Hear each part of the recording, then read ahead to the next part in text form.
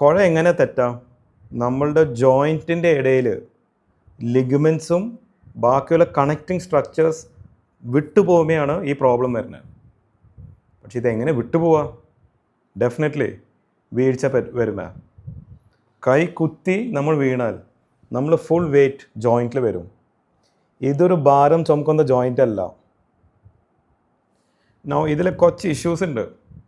കുഴ തെറ്റെന്തല്ല ഇവിടുത്തെ പ്രോബ്ലം. നമ്മളുടെ ഈ കക്ഷത്തിൻ്റെ ഭാഗത്ത് നമ്മൾ ആക്സിൽ എന്ന് പറയും, അതിൻ്റെ ഇടയിൽ കുറേ നെർവ്സ് ഉണ്ട്. നെർവ് എന്താ? നമ്മൾ വീടിൻ്റെ വയർ പോലെയാണ്. അതിൽ കൂടിയാണ് കറണ്ട് വരുന്നത്. സേവ തലച്ചോർന്ന് ഞെമ്പ് വഴിയാണ് കയ്യിലേക്ക് ഇങ്ങനെ നമ്മളെ ഫങ്ഷൻ കിട്ടണത്. നമ്മുടെ കുഴ തെറ്റുമ്പോൾ ഈ നെർവ്സിനെ ചില ആൾക്കാർക്ക് ബാധിക്കാൻ സാധ്യതയുണ്ട്.